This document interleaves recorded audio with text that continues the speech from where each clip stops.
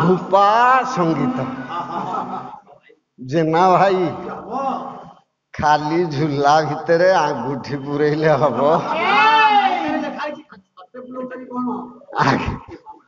ମାଳିକାରେ ଲେଖା ହେଇଛି, ଅଚ୍ୟୁତାନନ୍ଦ ମହାପୁରୁଷ ଲେଖିଛନ୍ତି।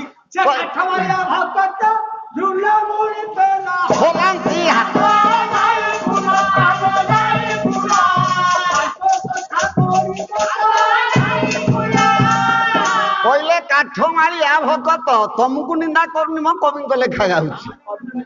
ଝୁଲା ମୁଣି ପେଲା ହଲାନ୍ତି ହାତ। ଆମ ଗାଁରେ ଜଣେ ବୁଢା ଲୋକ ଥିଲେ, ସନ୍ନ୍ୟାସୀ ଦୀକ୍ଷା ନିଅନ୍ତି। ଆଜ୍ଞା ମାଳ ଗଡାନ୍ତି ଯୋଉ ମୁଣା ଭିତରେ ରଖିକି, ମାଳ ଗଡା ଚାଲିଥିବ, ତମକୁ ଦେଖିଦେଲେ ଯଦି ପଚାରିବେ ପୁଅ ଘରେ କଣ ଆଜି ରନ୍ଧା ବଢା ଚାଲିଛି କିରେ, ଦୁଃଖ ସୁଖ ପଚାରୁଥିବେ, ମାଳ ଗଡଉଥିବେ। କହିଲେ ଟପ ଟପ ମାଳ ଗଡୁଅ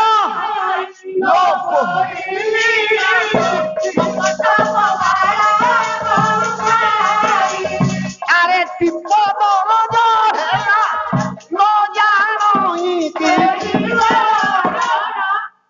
ଟପ ଟପ ମାଳ ଗଡୁଅଛି, ଟିପ ଦରଜ ହେଲାଣି ନ ଜାଣଇ କିଛି। ତମକୁ ମୁଁ ନିନ୍ଦା କରିକି କହୁନି, ମୋ ପଦଟା ପଡିଗଲା ବୋଲି କହିଦେଉଛି। ଏ ଲଳିତା ଦେଖିଲା, କଲା ସଖୀ ଏ ପରା ଏଇ ରାମକୃଷ୍ଣ, ଏଇ ମଥୁରା ଯାଉଛନ୍ତି, ନନ୍ଦରାଜ ଆଦେଶ କରିଛନ୍ତି। ନା ସଖୀ ଛାଡ଼ିବାନି, ଆମେ 16,000 ଗୋପୀ କେବେ ରଥଟାକୁ ଛାଡିଦବାନି। ନା କଣ କରିବା, ନା ରଥ ପାଖରେ ଏଭଳିଆ କାମ ଦେଖେଇବା, ରଥ ଆଉ ଚାଲିବନି। ଆଜ୍ଞା 16,000 ଗୋପୀ ଏକତ୍ରରେ ଚତୁଃପାର୍ଶ୍ୱେ ଶୋଇଗଲେ।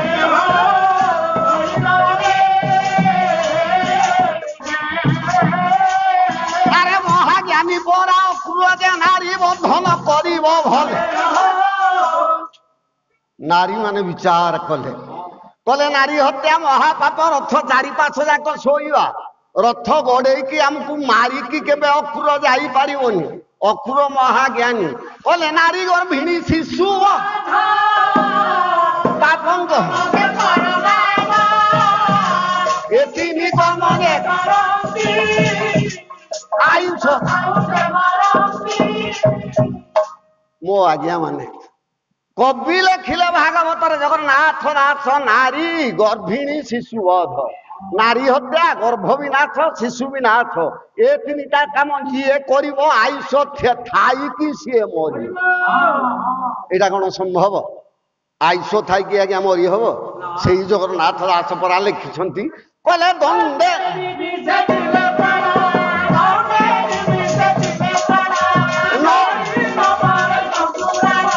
କହିଲେ ଦଣ୍ଡେ ନିମିଷେ ଥିଲେ ପ୍ରାଣ ନେଇ ନ ପାରେ। ଦଣ୍ଡେ ତ କହିଲେ ଅଧିକା ବେଳ ହେଲା, ନିମିଷେ କହିଲେ ଆଖିର ପଲକ ପଡିବା ଉଠିବା ଯେତିକି ନିମିଷକ ସେତିକି, ସେତିକି ଆୟୁଷ ଯେବେ ଅଛି ମୃତ୍ୟୁ ନାହିଁ। ଏ ତଳରେ କହିଲେ ନାରୀ ଗର୍ଭିଣୀ ଶିଶୁ ବଧ, ପାପଙ୍କ ମଧ୍ୟ ପରମାଦ, ଏ 3 କର୍ମ ଯେ କରନ୍ତି ଆୟୁଷ ଥାଇ। ଏଇଟା ବାପା ସମ୍ଭବ ହବ? ଆୟୁଷ ଥାଇକି କିଏ ମରିବ? ଯେବେ ଆୟୁଷ ଥାଇକି ନ ମରିବେ ତାହେଲେ ଭାଗବତ ଭୁଲ, ମହାପୁରାଣ କୁହାଯିବନି, ଆଉ ଘର ମାନଙ୍କରେ ପୂଜା ହବନି। କାରଣ ନା ଭୁଲ କଥା ଲେଖା ହେଇଛି। ଆୟୁଷ ଥାଇକି ଯେବେ ମରୁଥିବେ ମହାପୁରାଣ ଠିକ। କଣ ବାପା ମିଛ କହୁଛି? ସତ କଥାଟା କହୁଛି କି ନାଇଁ? ଭାଗବତଟାକୁ ଭୁଲ ବୋଲି କେମିତି କହିଦବ? ଠିକ ହଉଛି ଭାଗବତ, କିନ୍ତୁ ଆୟୁଷ ଥାଇକି ମରୁଥିବେ। କେମିତି ମରିବ? ବିଲ ବାଡ଼ି ଚାଷ କରୁଥିବ, ବେପାର ବାଣିଜ୍ୟ କରୁଥିବ, ଚାକିରି ବାକିରି କରିଥିବ, ପୁଅ ଝିଅ ଜନ୍ମ କରୁଥିବ, ଖାଉଥିବ ପିଉଥିବ, ବୁଲୁଥିବ, ମରିଥିବ। ମାନେ ଗୃହ ଜଞ୍ଜାଳ କରୁଥିବ, ଚାଷ ବାସ କରିଥିବ, ଚାକିରି ଅଫିସ ଡ୍ୟୁଟି କରୁଥିବ, ପୁଅ ଝିଅ ଜନ୍ମ କରୁଥିବ, ଫେରେ ମରିଥିବ। ତାହେଲେ ଏ ମରଣ ତ ଅତି ସୁନ୍ଦର ମରଣ, ଏଭଳିଆ ମରଣ ହବା ଦରକାର। ସଂସାରୀ ଲୋକ ତାର ପ୍ରମାଣ ଦରକାର।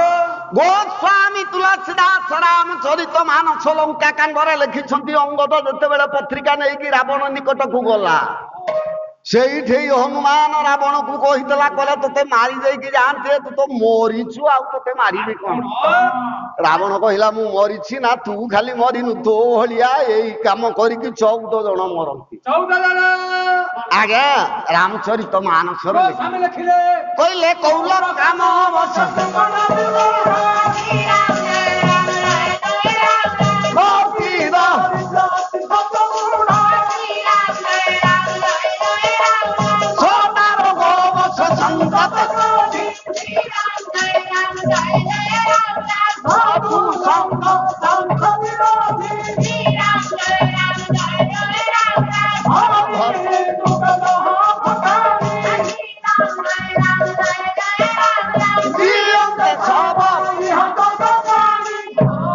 ଜିଅନ୍ତେ ଶବ ଇହ 14 ପ୍ରାଣୀ ଏ 14 ଜଣ ଆୟୁଷ ଥାଇକି ମରନ୍ତି।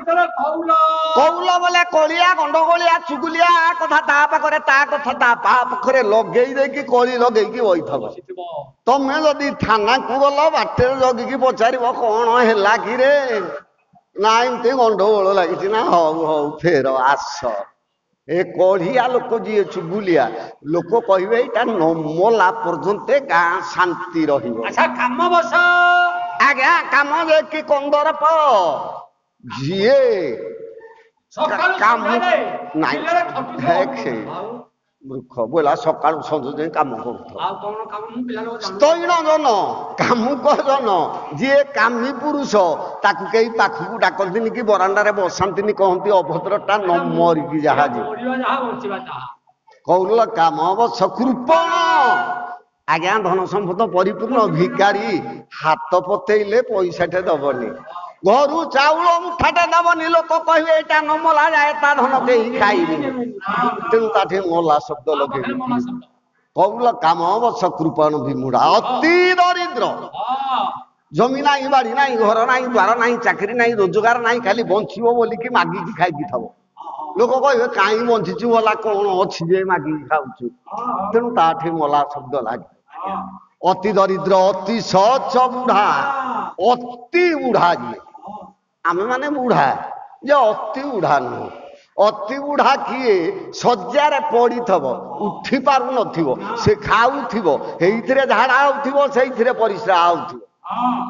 ଲୋକ ପଚାରିବେ ସେ ଯୋଉ ଅମକ ଘର ବୁଢାଟା 6 ମାସ ହେଲା କାହିଁ ଦେଖା ସାକ୍ଷାତ ନାହିଁ ଏଟା ମରିଛି କି ବଞ୍ଚିଛି ନା ଏଟା ବଞ୍ଚିଛି ଯେ ମଲା ଭଳିଆ ପଡିଛି। ତେଣୁ ଅତି ସଚ ବୁଢା ଏହିପରି 14 ଜଣ ଜି ଥାଇକି ମରନ୍ତି। ଏମାନେ ଯେବେ ବଞ୍ଚିକି ମୃତ ସହିତ ସମାନ। ହଁ କିଏ ମରିକି ବଞ୍ଚିବା ସେଥିରେ ସମାନ ମରିଥିବ ବଞ୍ଚିବା ସାଥିରେ ସମାନ। ଅଛି ଗାୟକ ସମ୍ରାଟ ରମାବେଲି ବିଶ୍ୱନାଥ ପଟ୍ଟଯୋଶୀଙ୍କ ଲେଖା। ସେତେବେଳେ ସମ୍ରାଟ ଆଜ୍ଞା ଯୋଡ଼ିଏ ଥିଲେ। କଟକ ଜିଲ୍ଲାରେ ଗୋଟିଏ ଗାୟକ ସମ୍ରାଟ ଥିଲେ ବୈଷ୍ଣବ ପ୍ରଧାନ ତାଙ୍କ ନାଁଟା ବରୁ ଆରମ୍ଭ। ପୁରୀ ଜିଲ୍ଲାରେ ଜଣେ ଗାୟକ ସମ୍ରାଟ ଥିଲେ ତାଙ୍କ ନାଁଟା ବରୁ ଆରମ୍ଭ ବିଶ୍ୱନାଥ ପଟ୍ଟଯୋଶୀ। ଆଜିକାଲି ଯେତେ ଗାୟକ ଅଛନ୍ତି କିଏ ଏ ମୁକୁଟ ବିହୀନ ରାଜ୍ୟ ବିହୀନ ସମ୍ରାଟ କେତେ ଦେଖିବ ଦେଖୁନ ହେ ଲେଖାକୁ ପଢୁନ ସମ୍ରାଟ ଆସିବେ ଏଠି। ତେଣୁ ବାପା ମାନେ କଥାଟା କଣ କହିଲେ କବି ଲେଖିଛନ୍ତି ଗାୟକ କେଉଁମାନେ ମରିଥିଲେ ଯିବା ସାଥିରେ କହିଲେ କବି କଳାକାର ଭକତ ଦେଶ ସେବା ଆରେ ଏମାନେ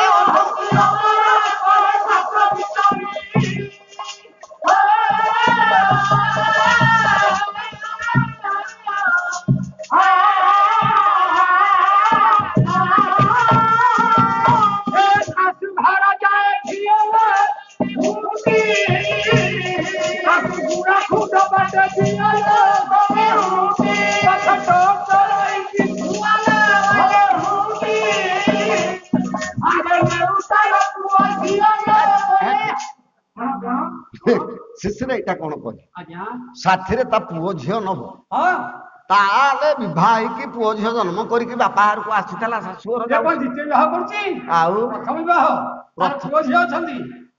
ପ୍ରଥମ ବିବାହ ପୁଅ ଝିଅ କାହିଁ ଆଇଲେ ଆଜ୍ଞା ପିଲାଦିନେ ଖେଳିଲା ବେଳେ କଣ୍ଢେଇ ପୁଅ ଝିଅ ଧରି ଖେଳୁଥିଲା ସେଗୁଡା ଘରେ ଅଛି ଝିଅ ଶାଶୁ ଘରକୁ ଯାଉଛି ତାକୁ ତାକୁ ସେଗୁଡା ସବୁ ଦେଇଦିଅ ସିଏ ଗଲେ ସେଠେଇ ତା ପୁଅ ଝିଅ ହେଲେ ଖେଳିବେ ବହୁତ ଦିନ ଜିନିଷ ରହିଛି ଆଉ ତେଣୁ ମୋ ବାପା ମାନେ କବି କଳାକାର ଭକତ ଦେଶ ସେବକ ଚାରି କବି ଯିଏ ଲେଖିଛନ୍ତି କାବ୍ୟ ନାଟକ ସାହିତ୍ୟ ସମାଜ ପୁରାଣ ଦର୍ଶନ ଯିଏ ଲେଖି ଯାଇଛନ୍ତି ସିଏ ମରିଗଲେ ମଧ୍ୟ ଅମର ହେଇକି ଅଛନ୍ତି ତାଙ୍କ ଲେଖନୀ ଅମର ଆମେ କହୁଛେ ଭଞ୍ଜ ଲେଖିଲେ କଳାକାର ଯିଏ କଳା ପରିବେଷଣ କରିଛନ୍ତି ଆମ ଭଳିଆ ପାଲା ବାଲା ନୁହଁ ଆମେ କହୁଛେ ଗାୟକ ସମ୍ରାଟ ବିଶ୍ୱନାଥ ପଟ୍ଟନାୟକ ଗାୟକ ରତ୍ନ ଲୋକନାଥ କର ଗାୟକ ଶିରୋମଣି ନିରଞ୍ଜନ କର ଗାୟକ ରତ୍ନ ହରିନାଥ ସିଏ ଆଉ ଅଛନ୍ତି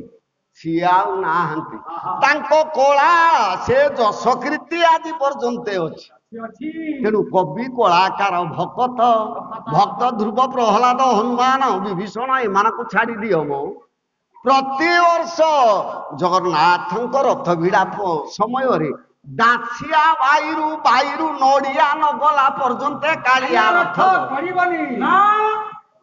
ଆଜ୍ଞା ବନ୍ଧୁ ମହାନ୍ତି ଏମାନେ ମରିଯାଇଛନ୍ତି ବୋଲି କହିବ ଦେଶ ସେବକ ଦେଶର ଯେଉଁମାନେ ସେବାକାରୀ ଅରେ ବାପା ମହାତ୍ମା ଗାନ୍ଧୀ ମହାମାନବଙ୍କର ହାଟରେ ବାଟରେ ଘାଟରେ ଛକରେ ଗ୍ରାମରେ ପ୍ରତିମୂର୍ତ୍ତି ସବୁ ତାଙ୍କୁ ମରିଯାଇଛନ୍ତି ବୋଲି କହିବ ଦେଶ ପାଇଁ ଶହୀଦ ହୋଇକି ପ୍ରାଣ ଦେଇଛନ୍ତି ଯେଉଁମାନେ ତାଙ୍କୁ ମରିଯାଇଛନ୍ତି ବୋଲି ତେଣୁ ମୋ ବାପା ମାନେ କଥାଟା କୋଉଠକୁ ଗଲା ଏ 16,000 ଗୋପୀ ରଥ ଚତୁଃପାର୍ଶ୍ୱରେ ଶୋଇଛନ୍ତି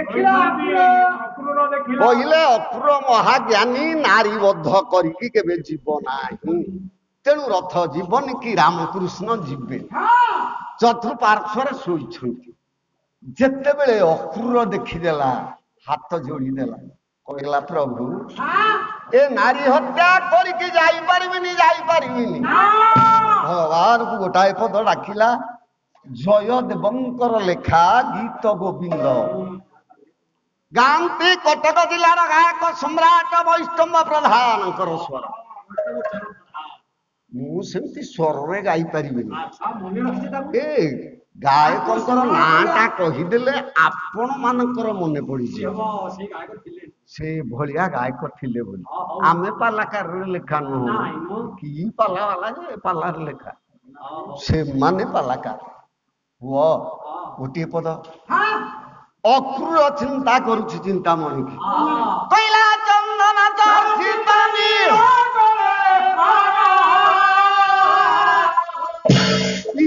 ବଚନ ବନ ହରି ହେ ବିଦ ବଚନ ବନ ହରି ବିଦ ବଚନ ବନ ହରି ବିଦ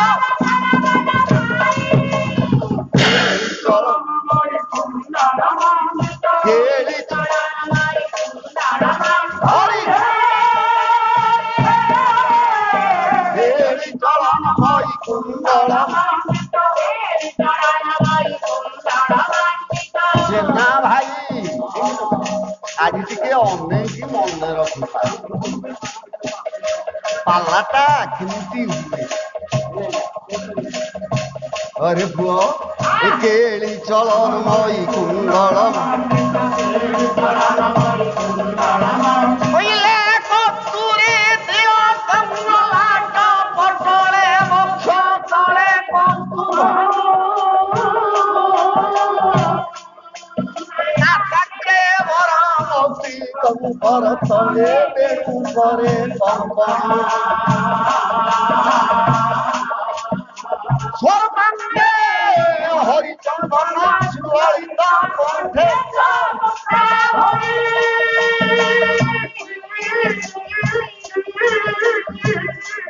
गोपश्री परिवेशित विजयते गोपाल छुड़ा चरण मई कुंडल